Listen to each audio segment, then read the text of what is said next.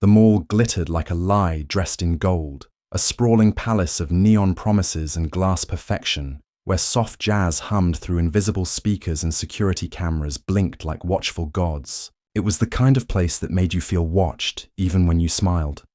Shiny floors, artificial plants, mannequins with painted smiles, all part of the illusion. But beneath that glassy calm, something festered. You could feel it if you stood still long enough. It buzzed behind every forced "have a nice day" in the subtle tightening of shoulders when the wrong kind of person walked in. And today, the wrong kind of person had just limped through the automatic doors. He came in slow, cautious, as if expecting the floor itself to reject him. A boy, no more than 10, dark-skinned and wiry, his body stitched with quiet pain that showed in the way he leaned into his crutches. One crutch clicked, the other dragged, a rhythm like a broken metronome. Tucked inside a soft carrier at his side, a small grey cat peeked out, eyes wide, whiskers twitching, sensing danger before it had a name. People noticed, eyes flicked, nostrils flared, security murmured. Somewhere, a walkie-talkie crackled to life. He didn't belong here, not in this world of curated comfort and invisible boundaries. And the mall knew it. It knew the boy, like a wound knows the knife. He moved toward the food court, where laughter echoed and greasy scents hung in the air, where families dined under plastic palms and teenagers scrolled through endless screens. He wasn't causing trouble. He wasn't even speaking, but he carried something heavy, heavier than the crutches or the cat. He carried a presence the building didn't want. And from the upper balcony, behind mirrored sunglasses and a stone jaw, a mall guard watched him like a hunter watches a shadow in the brush, already gripping the radio in his fist like it was a weapon. The boy didn't know it yet, but something terrible was about to happen. The mall was about to eat him alive. He moved like a ghost with a heartbeat, each step a silent act of defiance across those polished white tiles that seemed to reject his every footprint. The mall was bright, blinding even, but somehow it felt darker when he passed, like the light dimmed itself, recoiling from him. Parents nudged their children aside. A woman clutched her purse tighter. 2 boys his age pointed and snickered, their laughter cutting sharper than knives. "What's that doing here?" one whispered, loud enough to hear but quiet enough to pretend it wasn't meant for him. That, not who. That. His eyes stayed low, focused on the floor like it might open and swallow him whole if he acknowledged the hatred leaking from every corner. One crutch slipped slightly on the gloss surface, but he caught himself. Barely. The cat let out a faint mew, sensing the tension building like static before a storm. And then came the voice, sharp, cold, commanding. "Hey boy, where do you think you're going?" He didn't need to look to know who it was. The voice was carved from stone and vinegar. The voice of someone who had never been questioned, only obeyed. The mall guard descended the stairs like a wolf in uniform, his boots heavy with purpose, his badge catching the fluorescent light like a warning flare. He was tall, built like a fridge, with eyes that scanned not just for theft, but for disruption, his version of it. And in this boy, he saw a walking disruption. "Didn't your kind get the memo? This ain't the corner store." His words were low but loud enough. The few people nearby paused, phones half raised, pretending not to stare while absorbing every second. The boy didn't speak. He had learned long ago that answering only made it worse, but silence had its price too. The guard stepped closer, sneering now. "You deaf? Or just slow? You think this is some kind of pet parade? Bringing animals in here like it's the zoo?" He gestured at the carrier. "That diseased little thing better not touch anything. Don't want fur all over the food court." The boy tried to move past, but the guard blocked him, wide arms spread like a gate. The tension was unbearable, hot like breath on glass. He could feel the humiliation pressing into his chest, feel his pulse screaming in his ears, but still he said nothing. He only wanted to reach the bookstore, that's all. One book, one gift, one small kind thing. The guard's lip curled. "You people always think the rules don't apply to you." His hand twitched near the radio again. The cat meowed louder, trying to crawl higher into the boy's arms. The boy whispered, "It's just a cat. She's not hurting anyone. The guard leaned in, his breath sour, his words venom. Neither are rats, doesn't mean we want them around. For a moment, time slowed. The mall was quiet in the worst way, like a breath held too long. Somewhere behind a food stall, a worker froze with a tray in hand. No one moved. No one helped. No one cared. The boy, still holding his crutches and his dignity like brittle glass, took another step forward, and the mall itself seemed to shudder in response. The guard's hand shot out with the suddenness of a trap snapping shut, grabbing the boy by the shoulder. Not with restraint, but with dominance. Fingers pressing hard enough to bruise. The way you might grip something you didn't see as fully human. The boy flinched, but didn't resist. Fear had taught him the rule of stillness. His crutches clattered awkwardly as he struggled to keep balance. The carrier swung slightly, the cat inside now hissing, wide-eyed, trembling.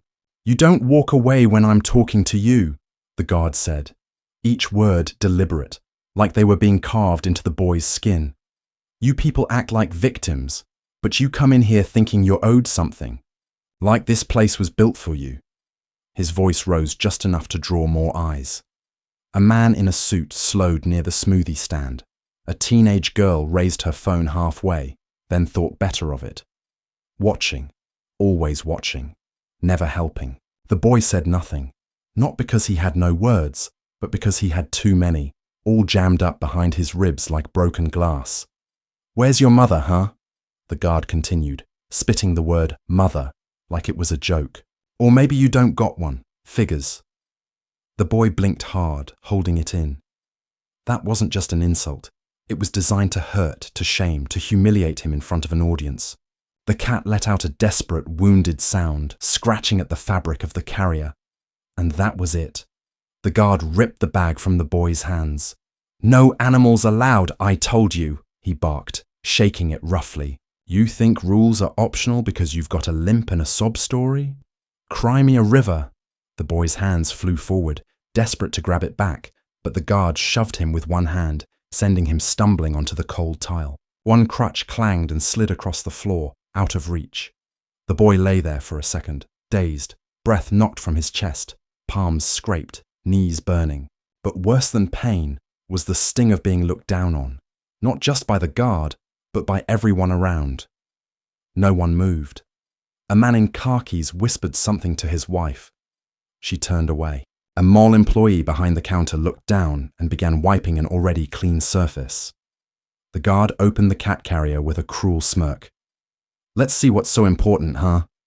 The cat tried to bolt, terrified, but he caught it, grabbing it too hard, lifting it by the scruff like it was trash, like it didn't deserve care. The animal screeched, twisting in pain. "Filthy," he muttered, holding it at arm's length. "Don't know if it's diseased or just ugly." And then, with one horrifying motion, he dropped it, not gently, not with any care. From chest height, the fragile body hit the floor with a soft, sickening sound. It scrambled weakly, dazed. The boy cried out, not a loud scream, but a raw, broken sound that shattered the air. He dragged himself across the floor toward the cat, now whimpering and shaking. "No!" he gasped. "She didn't do anything." "Neither did you," the guard snapped, stepping forward, towering. "But here you are, causing problems just by existing." The boy looked up, eyes burning. And in that moment, something shifted, not in the guard, but in the room. People were still pretending not to watch, but the illusion was cracking.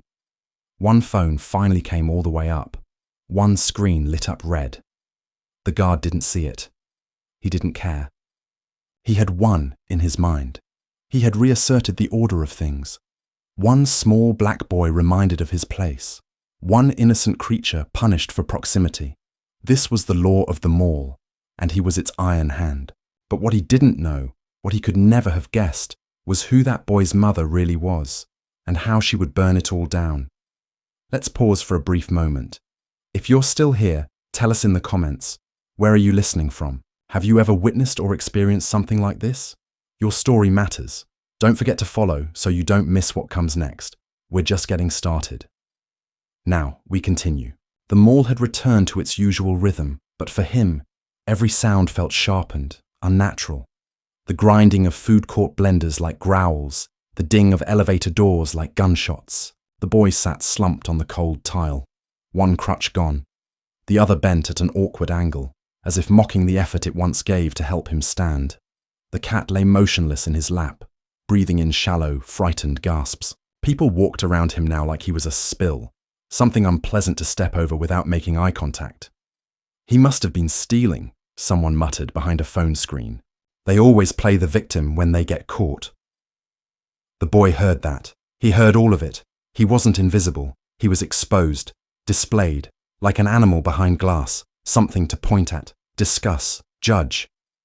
The guard had returned to his post at the security desk, like nothing had happened, sipping coffee, speaking into his radio with a satisfied smirk. His eyes swept the mall lazily, but every few seconds they darted back to the boy, checking, not with concern, but with possessive arrogance, like he was still policing him even from a distance. A manager from a nearby store came over, crouching low with the fake kindness of someone who just wanted the mess gone.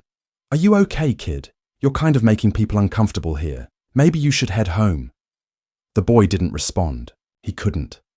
Not with his throat tight, his heart crushed somewhere between his ribs.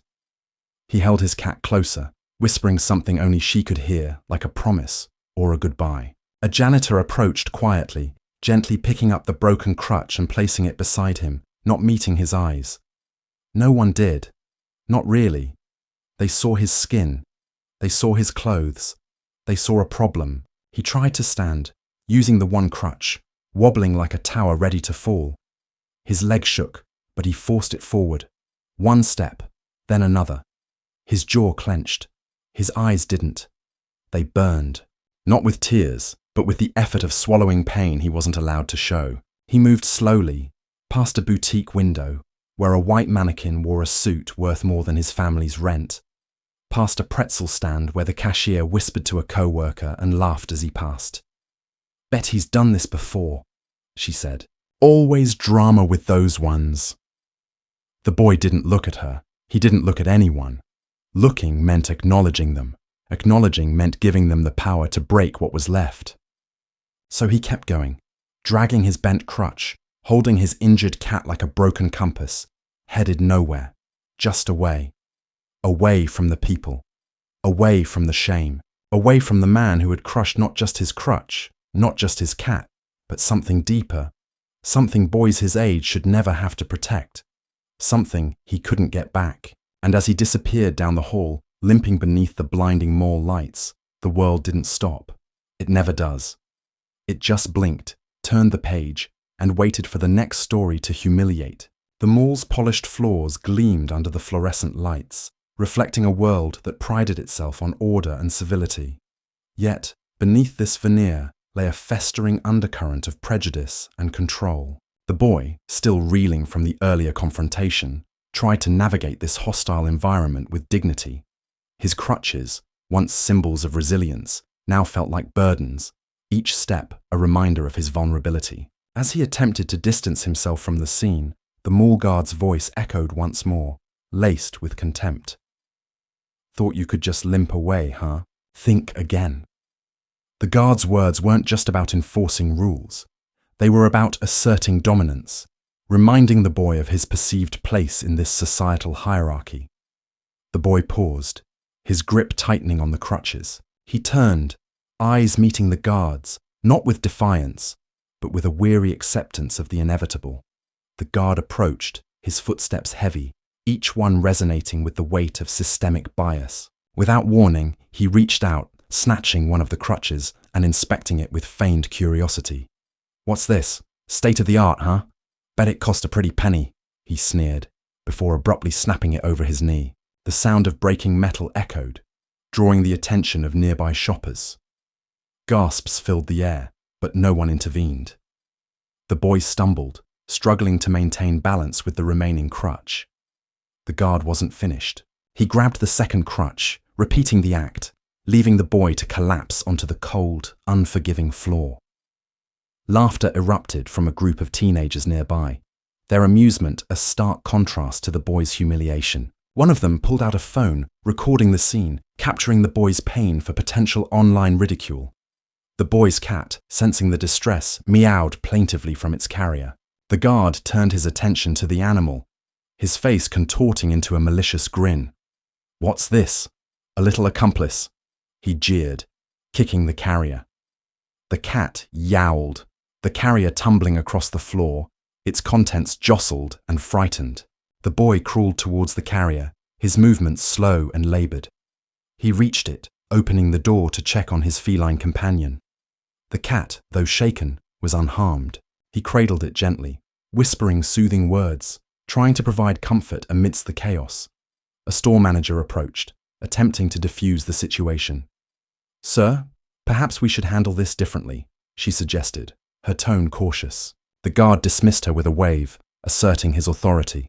"Just doing my job. Can't let troublemakers roam free." The manager hesitated, then turned away, unwilling to challenge the guard further. The boy, still on the floor, looked around at the gathering crowd. Faces filled with curiosity, some with pity, but none with action. He realized he was alone in this battle, a solitary figure against an indifferent world. Summoning his remaining strength, he stood, clutching the cat to his chest. He limped away, each step a testament to his resilience. The crowd parted, allowing him passage, their silence a deafening indictment of their complicity. As he exited the mall, the boy glanced back, his eyes meeting the guards once more. There was no hatred in his gaze, only a quiet determination. This wasn't the end of his story. It was merely the beginning. Let's pause for a brief moment. If you're still here, tell us in the comments, where are you listening from? Have you ever witnessed or experienced something like this? Your story matters. Don't forget to follow so you don't miss what comes next. We're just getting started. Now we continue. He didn't remember how he made it out of the food court. His body was on autopilot. The cat clutched protectively to his chest, his legs dragging him forward despite the throbbing pain pulsing through his knees, his elbows, his ribs. The crutches were gone, just like his voice. Inside him, everything screamed, but on the outside, he was still. A shadow moving across a world that had turned its face away. The halls of the mall blurred around him. Too bright, too clean, too loud. People walked past. Some looked. A few slowed. No one helped. As he hobbled into a side corridor lined with public restrooms and a closed-down smoothie stand, the noise of the mall dimmed behind him. He sank to the floor beside a vending machine, out of sight. The cat, pressed tightly in his lap, trembled with each shallow breath. He gently ran his fingers over her fur, checking for any injuries. Her back legs seemed swollen, one eye blinking slower than the other. But she was alive. So was he. Barely. He wanted to cry. Not because of the pain, though it was bad. Not because of the crutches or the bruises, or even the fact that no one had stood up for him. He wanted to cry because of how normal it all felt, as if some part of him had expected this day to come, as if it were just another chapter in a story already being written on his skin, in his walk, in the way people avoided his gaze like it was a crime to meet it. He remembered his mother's words.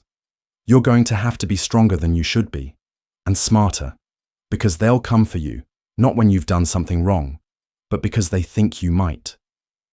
At the time, it had sounded like paranoia. Today, it felt like prophecy. Footsteps echoed down the hallway, sharp, confident, unhurried. He froze. The cat went still in his arms. Then the voice followed, low and familiar. "You didn't think I'd let you crawl off and hide, did you?" The mall guard. He turned the corner and saw the boy huddled there. His smile was thin, his jaw clenched. "What is it with you people? Always playing the victim. Always making a scene." He crouched down, not close, but close enough to dominate the space. "You know what I see when I look at you? A liar, a faker, some little street kid looking for a lawsuit." He tapped his own chest, where his badge hung heavy. "You think this job means I'm scared of your kind crying foul? I've seen the inside of real fights. I don't lose sleep over soft punks like you." The boy looked down. He didn't speak. Not out of fear anymore, but because he knew it didn't matter. Nothing he said would change the guard's mind. His silence wasn't submission. It was survival. The guard leaned in further, voice dropping. "You don't belong here. And deep down, I think you know it. This place, this world, it wasn't built for you. You're a stain, and people are tired of pretending otherwise." He stood again and gave the vending machine a hard slap. "You better crawl on out of here before someone really gets tired of your act. You're lucky I didn't call the cops. One word from me, and they'd drag you out in cuffs just for trespassing." The boy's breath quickened, not from fear, but fury. It boiled inside him, bitter and slow. Not the kind that explodes, the kind that hardens. When the guard walked away, the silence that followed was heavier than the noise before. The boy stayed there for a long time, staring at nothing. The cat blinked slowly, settling against him. He knew he couldn't go home like this. Not yet. Not without some way to make this make sense.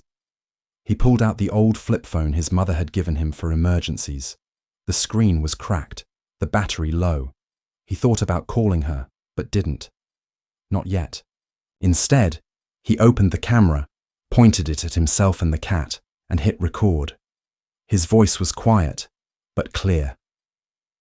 "This is what happened to me at Westside Mall, April 25th. I didn't steal. I didn't shout. I didn't threaten anyone.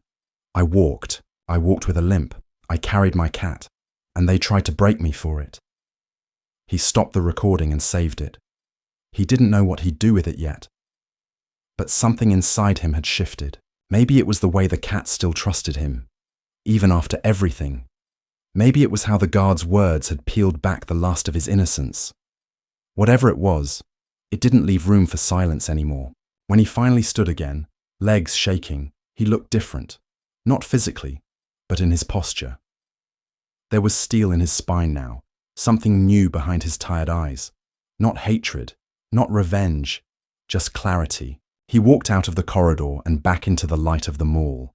It still smelled of sugar and perfume and artificial peace. But now, something was different. He wasn't going to vanish. He wasn't going to disappear. And he wasn't done. The unraveling of silence. She had stood in the doorway for a moment so slight that no one would have noticed it. A pause that stretched into eternity for her heart as she took in the sterile glow of the mall's central atrium, its banners promising spring sales and family fun, the laughter of children sounding hollow after what she had witnessed. Then she moved forward, each step deliberate, each breath measured, the heels of her shoes clicking like a metronome marking time for a reckoning long overdue. The guard at the security desk lifted his sunglasses, curiosity piqued, amusement flickering in his dark eyes when he recognized the boy's mother, until her presence drained the color from his face. In almost the same instant she tilted her chin, upward. The crowd sensed the change in the air, a pregnant pause. Vendors stopped hawking their wares. A mother paused mid-swirl of her toddler in the carousel line. Birdsong from the speakers cut off mid-note. In that hush, Alana Pierce did not speak. Instead, she reached into her bag and withdrew a slim folder, the edges worn from use. Another pause, this time deeper, a sinkhole of dread opening under the guard's feet, before she placed the folder on the desk with a muted thud.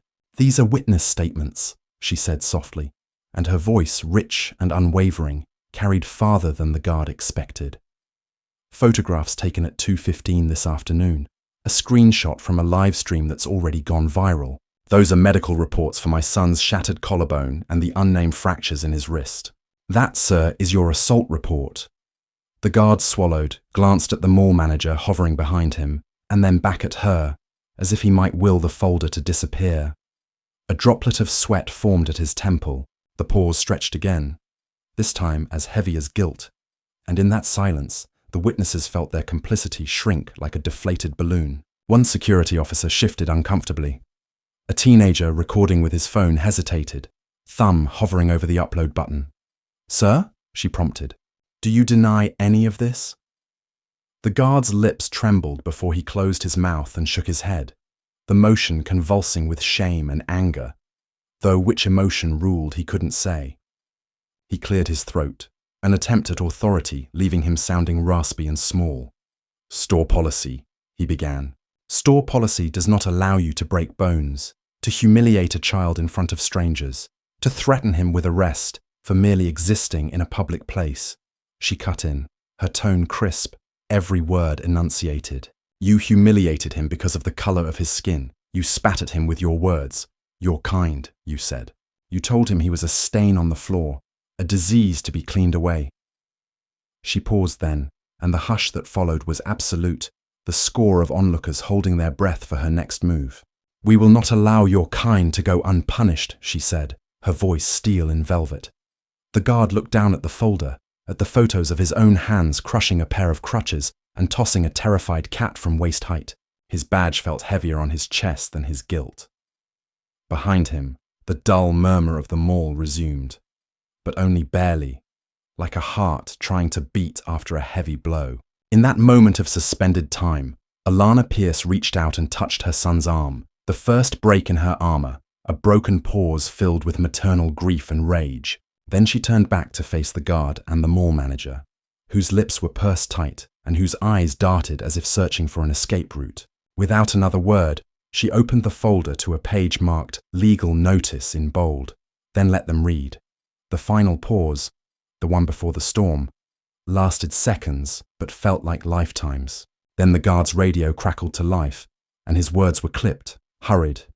We've got a situation at security. The red lights on the desk flashed in warning. Behind him, the crowd exhaled collectively, the tension breaking in a flood of whispered conversations, camera phones lifting in unison. Alana closed the folder with a snap that rang louder than any gunshot and whispered in a low tone meant only for him, "You will answer for this." The guard's face emptied of color, and at that moment, the illusion of his authority shattered along with her son's crutches that afternoon. As she guided her son toward the exit, cat tucked against his chest and the folder of evidence swinging at her side, the mall seemed to watch in stunned silence, its pristine facade cracking at the edges. And though she said nothing more, the pauses she left in her wake spoke volumes, heralding the reckoning to come. The air in the management office smelled of stale coffee and fear as Alana Pierce and her son were led in, the door sealing behind them with a hollow click that echoed like a death knell. Corporate security flanked the doorway, badges gleaming as they tried to look calm, but trembled in their hands. The assistant manager, pale, nervous, mouth moving without sound, gestured to a row of plastic chairs. They were hard, unforgiving, and the kind of seating chosen so you'd remain seated until you broke. Alana sat, her back ramrod straight, her son beside her cradling the cat, whose fur still trembled. The assistant manager cleared her throat, voice brittle. "Miss Pierce, we take these allegations very seriously. We simply need to understand what transpired this afternoon." Her eyes flicked to the guard standing rigidly by the window. He looked small in that suit, foundering under Alana's steady gaze. Silence stretched, heavy and rancid, until Alana's voice cut through it. "Your understanding will hinge on these documents," she said, sliding files across the glass table. Reports from bystanders who witnessed the assault, medical records documenting his bruised ribs, cracked wrist, and the cat's trauma. A copy of your own security footage showing you crushing his crutches and tossing an animal like refuse. The assistant manager's face flushed, eyes darting to the guard as though expecting him to dissolve into apology. Instead, he straightened, chest puffing out. "Your son was trespassing. He brought an unauthorized animal. He disrupted the peace." His words dripped with disdain, every syllable intended to remind a black mother and son that they were nothing more than guests in a world that could eject them at will. A corporate HR representative entered, carrying a tablet and a water bottle, the latter half finished and sweating in her grip. "Ms. Pierce, policy does prohibit animals, but the way security handled it, if what you claim is accurate, that is unacceptable." Her tone was measured, too polite, as if she feared speaking her real thoughts. Behind her, the assistant manager leaned in and whispered, "Ma'am, people are scared of lawsuits." The guard turned, eyes narrowing at the suggestion of fear in HR's whispered words. "Scared," he scoffed. "They should be." The guard's badge caught the halogen glare, his safe world of black and white moral certainty cracking at the edges. Alana met his sneer with an unblinking stare. "Not a lawsuit, But justice, she corrected gently. You humiliated him in front of strangers. You used the color of his skin as justification. You broke the tools he needed to stand. And you did it because you believed no one would challenge you. Her words spilled over the room like acid, eating away at corporate conceits. In the silence that followed, a teenager's phone buzzed. He'd been recording the confrontation from the lobby and was watching it play back in real time. Suddenly, the office walls felt transparent. Standing, Alana took her son's hand. The guard shifted, half rage, half shame, uncertain whether to lunge or flee. We demand this man be removed from duty immediately, she said, voice gathering iron. We demand full restitution for my son's injuries, and we demand an apology, broadcast over your mall's intercom, so everyone who laughed or turned away can hear it. The assistant manager's lips parted, then closed. The words stuck like stones in her throat. The HR rep tapped her tablet, pretending to type, but really just buying herself time. From outside came the unmistakable sound of gathered voices, mall patrons murmuring, phones raised, cameras pointed. The bystanders, who had once recoiled, now edged forward, drawn by the spectacle of righteousness, confronting cruelty. A security officer slipped in behind the HR rep, quietly whispering in her ear. Her eyes widened. The guard looked at the door, his usual refuge of anonymity gone. Alana paused, savoring the shift. Take your time, she said, voice soft but carrying. We'll wait here for every last step of your protocol. The pause echoed. Corporate policy manuals lay open on the desk like sacred texts losing their power. The walls closed in on the guard. His uniform felt ill-fitting, his authority evaporating. He had broken Crutches, broken a cat's spirit, and now he felt the weight of every condemning glance. The final pause was the longest, an absence of sound pregnant with accountability. Then the guard knelt, an unthinkable gesture, but not to apologize. To read the room, to perform contrition so hollow it only deepened the stain. HR guided him through an apology so clumsy it rang like a confession.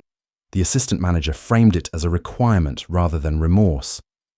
Alana watched, her son steady at her side, the cat calm in his arms. When it was done, she nodded, a single motion that felt like a gavel falling. Thank you, she said quietly. Now we'll arrange medical follow-up and legal paperwork. I will expect a schedule from you. As they left the office, they passed a corridor lined with windows overlooking the atrium. People stared, some with new respect, others with discomfort. The guard remained behind the glass, a figure undone, while mother and son stepped into the light, their shadows long, proof that even in a place built on artifice and exclusion, truth could become a weapon sharper than any crutch. Their footsteps echoed, deliberate and unbroken, leaving behind a silence that would never be the same. The courtroom was a furnace of tension, its sterile air thick with anticipation and dread, as if even the walls braced themselves for the storm to come. Every seat was occupied. Family, friends, curious onlookers, reporters clicking cameras like metronomes, and a scattering of strangers drawn by the promise of spectacle. Overhead, a banner proclaimed, "Justice served," its promise ringing hollow. The judge entered with solemn authority, and in that instant, the room fell into a hush that swallowed even the softest coughs. The boy sat beside his mother, hands folded in his lap, the cat resting in a custom carrier on the floor. His eyes were wide, brimming with a resignation that years of prejudice had etched into his young face. He looked nothing like the troublemaker the guard's lawyer was about to describe. He looked like a child who had already lost too much. The prosecution began with crisp precision. Alana Pierce stood, her posture as unwavering as steel, and walked to the podium. She did not raise her voice. Her tone was measured, her words sharp as broken glass. On April 25, 2025, at Westside Mall, an innocent child, 10 years old, no weapon, no threat, was assaulted by a security officer whose duty was to protect, not to punish. She laid out the facts, the broken crutches, the shattered trust, the cat, thrown to the floor. Each piece of evidence she introduced was a mirror held up to a system that had gleefully dehumanized her son. Photos of his bruises and the terrified animal, video clips of the guard's sneering face, witness statements confirming every detail. Each exhibit tore holes in the guard's defense, exposing the raw, bleeding truth beneath. Amidst it all, the courtroom felt off-kilter, as if every spectator were forced to confront a reality they would rather ignore.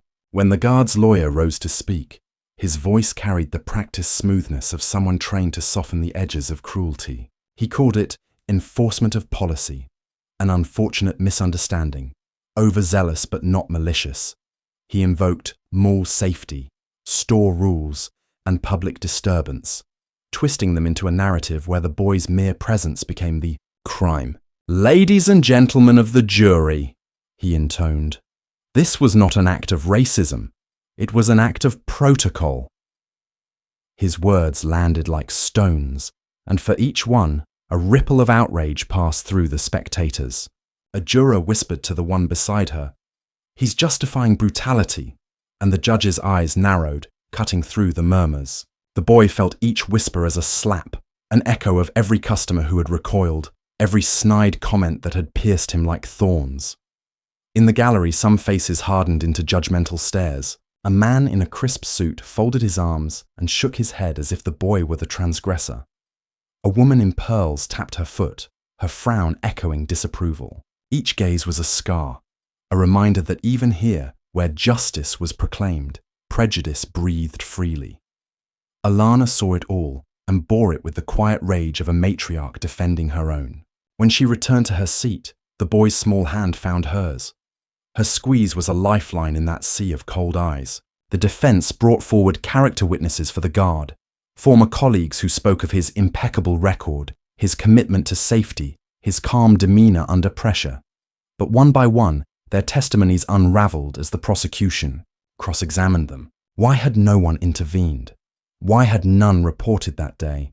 Their answers were mumbled, distracted, revealing that either they were complicit or too afraid to speak truth to power. Each pause in their answers was pregnant with the unspoken acknowledgement that what happened was wrong, but they had chosen silence, silence that fed the monster. As the hours crept by, the boy's energy waned. His shoulders sagged and his eyes flickered shut for the briefest moment. That inhalation of despair was a punctuation in the endless litany of testimonies. Alana glanced at him, her heart twisting. She rose again, this time to call him to the stand. Not to relive his trauma, but to claim his voice. The courtroom held its breath as he took the podium, his mother's hand a steady anchor on his back. He looked into the jury's eyes, some hardened, some unsure, all unaccustomed to bearing witness to true innocence under siege. His voice trembled, but did not break. "I didn't do anything wrong," he said.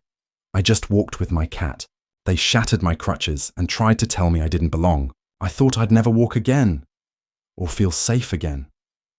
The room cracked open under the weight of that confession. A single juror dabbed at her eyes, another pressed her hand over her mouth.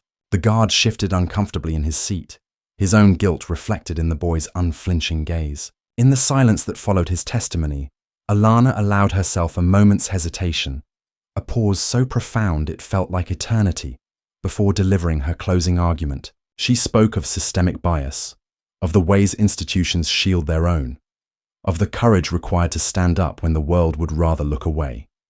She reminded the jury that policy is not above humanity, that rules cannot rationalize cruelty, and when she finally sat, the hush was complete. Not a cough, not a rustle, only the hushed beating of hearts preparing for judgment. The jury withdrew, and the courtroom emptied into anxious corridors lined with reporters and supporters alike, their whispers spiraling like a storm about to break. The boy pressed close to his mother, his small body trembling not from fear, but from the enormity of what he had done, naming his pain in a place where pain is too often muzzled. The judge presided over a hush, delivering instructions as though guiding souls to weigh right and wrong. Then came the verdict, guilty on all counts. The guard's face paled as the word echoed in the chamber.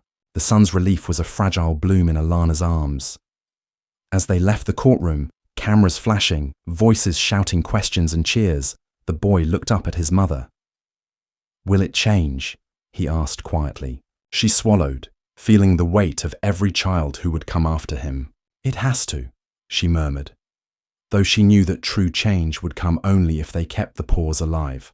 The pause that reminded those who watched that justice is not a moment but a promise kept by memory, by action, and by refusing to let the silence return. The courtroom doors closed behind them with a finality that echoed through the boy's bones.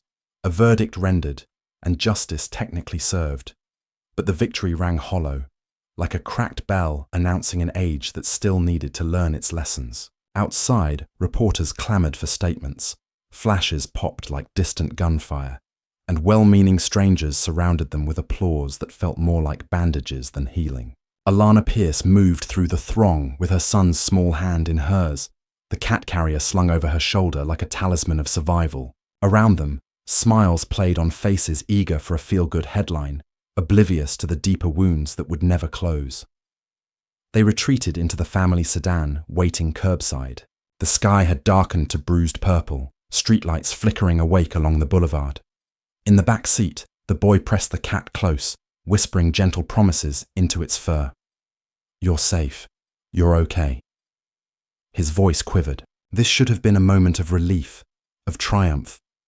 But relief felt hazardous now, like walking a tightrope across his gut. The guard's fate, suspension, fines, perhaps even criminal charges, would not undo the sound of bones snapping under deliberate force. It would not restore trust in a world that had proven so eager to break him. At home, the front door stood ajar, a welcome sign scrawled in half-remembered chalk. "Welcome home." Inside, the house smelled of overcooked pasta and bleach, the ritual dinner left by a neighbour who didn't know how to comfort them. Alana closed the door behind them and knelt to unlatch the cat carrier. The cat emerged, trembling but alive, its fur matted with fear. The boy swept his arms around it, tears leaking free at last, silent torrents of grief for the innocence he had lost and the cruelty he'd witnessed. He buried his face in the cat's neck, crying without sound, and Alana let him release years of frustration and shame, of being told he didn't belong. They sat together on the living room floor, mother and son and cat. The legal papers spread like constellations between them. The official apology typed on mall letterhead, the settlement agreement promising monetary damages, the press release, drafted in corporate jargon that would praise institutional integrity. Each document glowed with the sterile coldness of victory by decree rather than by true transformation. Alana gathered them, folded them, and placed them in a box labeled "Case Closed." The girl who delivered dinner peeked in, but glanced away at the sight of their huddled grief. "No, congratulations. No, you did it." Just the quiet ache of survival. That night, sleep refused them.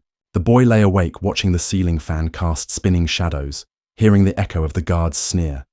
"Your kind don't belong here." He imagined himself in that mall corridor again, crutches broken, cat howling, strangers pretending not to see. His skin prickled with memory, a million invisible cuts. Alana sat beside him, reading case law on her tablet, drafting memos for the next lawsuit she would bring when similar horrors struck someone else's child. She closed her eyes for a moment and prayed that tomorrow would be quieter, safer, but the words stuck in her throat. Morning came without grace. The local news led with soundbites from the jury pool, some praising the outcome, others complaining that this is how we end up in trouble when people play the race card. A broadcast clip showed the guard's lawyer insisting on order and policy, as though broken bones and shattered faith were acceptable collateral for maintaining the status quo. The boy watched the screen, his appetite gone. He pushed cereal around his bowl and finally whispered to his mother, "Why did they look at me like I was the monster?" Alana knelt and scooped his face into her hands. "Because fear dresses itself up in power," she said. "Because they believe their authority gives them the right to judge, but fear can't stand up to truth." He looked at her, at the woman who fought courts but could not erase the pain in his heart. And something flickered. Resolve, not hope, not naive faith, but a steady ember ready to ignite. Over the following days, Alana arranged interviews for her son, carefully curated ones that would speak not of pity, but of resilience. She coached him on what to say when asked why he'd held the cat so tight on that cold tile floor. how to explain the weight of being black in a place that promised neutrality but practiced exclusion. They met with community leaders, attended a town hall where activists spoke of systemic change, and recorded a podcast episode where the boy's voice was raw and unfiltered, telling his story in his own words. Each retelling peeled back the layers of cruelty to reveal the humanity beneath, and with each telling, the ember within him glowed brighter. But glory was fleeting. Weeks later, as they walked through a different mall, one hoping to learn from West Side's scandal, the boy slowed near the security desk. A new guard watched him with narrowed eyes. In that moment, heart thudding, the boy stiffened, remembering every glare, every jeer, every whistle of breath that had nearly broken him. He wanted to turn and flee. Instead, he straightened. Alana saw him hesitate, then step forward. He approached the guard and, without a word, lifted his chin. The guard's gaze flicked to the small cat carrier in his mother's hand, to the slight scar on his wrist that still throbbed, and then back to the boy's unflinching eyes. The guard offered a curt nod of acknowledgement. No apology, no hostility, only the barest recognition that this child was allowed to exist. It wasn't victory, it wasn't peace, but it was proof that change could begin in a single, silent exchange. A momentary pause in the endless cycle of fear and power, where two strangers confronted each other, not as predator and prey, but as equals sharing the same flawed world. As they passed through the mall's automatic doors into the autumn sunlight, the boy felt the weight of his journey in every step. No crutches, no apologies needed, only the determination to walk forward and keep that ember alive. They had reached the end of this chapter, but the story was far from over, and as mother and son vanished down the tree-lined boulevard, their shadows stretched long behind them, a reminder that when the walls crack, even the smallest light can escape. Let us know in the comments what you think of this story. Have you ever faced racism in your own life? Your experiences matter deeply to us, and we value each and every one of you. If you've listened this far, please type "I stand with truth" so we know you heard the whole story. Don't forget to like and subscribe, and have a wonderful day.